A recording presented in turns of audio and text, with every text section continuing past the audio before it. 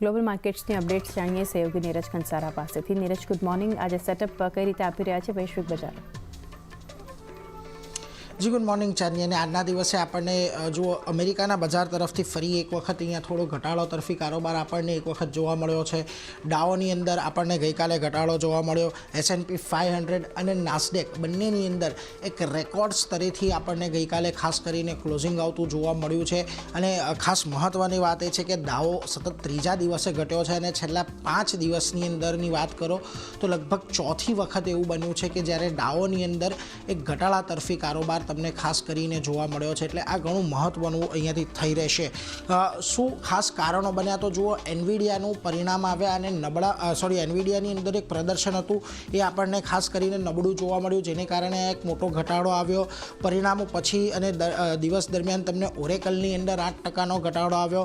ઓરેકલના અંદાજ પ્રમાણે પરિણામો અંદાજ પ્રમાણે હતા, પરંતુ ગાઈડન્સ જે છે એ આપણને થોડુંક નબળું રહેતું જોવા મળ્યું, જેને કારણે અહીંયા આપણને આ ઘટાડો ઓરેકલની અંદર આવતો જોવા મળ્યો. હવે એનવીડિયાની વાત કરી લઈએ, કારણ કે જો ત્યાં આગળ એક ઘટાડો આવતો જોવા મળ્યો, કારણ કે ચીનની અંદર એન્ટી મોનોપોલી કાયદાના ઉલ્લંઘનની તેઓ અહીંયાથી ખાસ કરીને તપાસ શરૂ કરવામાં આવી છે. 2019ના $6.9 બિલિયન મેલોનોક્સ ટેકનોલોજીસના અધિગ્રહણની અહીંયા ખાસ કરીને એક તપાસ કરવામાં આવી રહી છે. અને અમેરિકાએ ચીનને એડવાન્સ AI ચિપ્સ વેચવા પર પ્રતિબંધ મૂક્યો છે.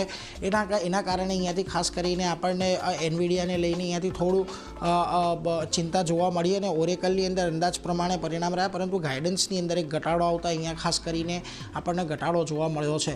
પરંતુ આજના દિવસે જો કોઈ ટોપિક અને આખો દિવસ દરમિયાન ચર્ચામાં રહેશે એ ચીનને લીધેલા પગલાં છે. કારણ કે જો ચીનની પોલિટ બ્યુરોની મિટિંગ થઈ હતી અને પોલિટ બ્યુરોની મિટિંગમાં ઘણી બધી મહત્ત્વની જાહેરાતો કરવામાં આવી છે અને 2025માં તેઓ નાણાકીય જે નીતિ છે તે મોડરેટલી લૂઝ અપનાવવાનો તેમણે અહીંયાથી ખાસ કરીને નિર્ણય જાહેર કર્યો છે. 2011 પછી પ્રુડન્ટ સ્ટાન્સની અંદર પહેલી વખત તેમણે ફેરફાર કર્યો છે. અને આ જે મોડરેટલી લૂઝ નીતિ છે છેલ્લે આપણને 2008થી 2010 વચ્ચે કે જ્યારે એક મોટો મંદીની અસર આપણને જોવા મળી હતી આખા વિશ્વની અંદર, ત્યારે ચીને આ પ્રકારની મોનેટરી પોલિસી અપનાવી હતી. અને ત્યારબાદ જુઓ આજે ફરી એક વખત એવો 2025માં સમય આવ્યો છે કે ચીન અહીંયાથી આ સ્ટાન્સ અપનાવી રહ્યું છે.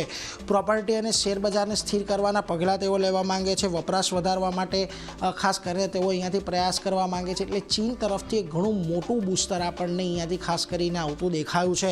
અને એની અસર ગઈકાલે આપણને અમેરિકાના બજારોમાં જે ચીનની લિસ્ટેડ કંપનીઓ છે એની અંદર પણ જોવા મળી. જો ચીનના શેરોમાં જબરજસ્ત તેજી જોવા મળી. અલીબાબા અને પિન્ડોડુઓમાં 12%નો ઉછાળો આવતો જોવા મળ્યો. નાસ્ડેકનો ગોલ્ડન ડ્રેગન ચાઇના ઇન્ડેક્સ પણ લગભગ 8.5% જેટલો ગઈકાલે અહીંયાથી વધતો દેખાયો છે. અને આજે એવી જ તમને અસર થોડી ઘણી ચીનના બજારો પર પણ જોવા મળી રહી છે. ખાસ કરીને હવે એશિયાના બજારના કારોબારો પર આવે તો જો ચીનની અંદર જે પ્રકારની આપણને પરિસ્થિતિ જોવા મળી રહી છે તો થોડા ઘણા આજે તમને કારોબાર જો કોરિયાની અંદર પણ એક સારી એવી રિકવરી આજના દિવસે આવી છે, જે સતત અમુક પોલિટિકલ અનસ્ટેબિલિટીને લીધે ત્યાં આગળ ઘટાડો આવ્યો હતો, ત્યારબાદ આજે 2.5% જેટલું ઉપર છે. તાઇવાન ચોક્કસથી 0.5% નીચે છે. નિક્કેઈમાં એક પોઝિટિવ કારોબાર છે, પરંતુ તમારે આજે ખાસ નજર રાખવાની છે હેંગસેંગ અને શાંઘાઈ પર. કારણ કે જો હેંગસેંગ આજે 0.5% ઉપર છે, શાંઘાઈના બજારો 1.5% ઉપર છે. અને ચીન દ્વારા આજે પગલાઓ લેવામાં આવ્યા છે એની એક મોટી અસર અહીંયાથી આપણને આવતી જોવા મળી રહી છે. ઉપરાંત સિંગાપુરમાં પણ એક 0.5%ની તેજી છે. પરંતુ આ બધાની વચ્ચે આજે ગિફ્ટ નિફ્ટીના સંકેતો પર નજર કરી લો. નિફ્ટી ફ્યુચર્સ ગઈકાલે 24,694 પર બંધ થયા હતા. 24,711નો અત્યારે ગિફ્ટ નિફ્ટી સંકેત આપી રહ્યું છે. એટલે 15-17 પોઈન્ટના ઉછાળાની શક્યતા છે, પરંતુ હજી પણ 24,750નું ક્લોઝિંગ જ્યાં સુધી કેશ લેવલ પર નથી આવતું ત્યાં સુધી એક રેન્જબાઉન્ડ કારોબારની જ આશા આપણે ખાસ કરીને આપણા બજારો તરફેથી રાખવી જોઈએ. ચાંદની જી, તો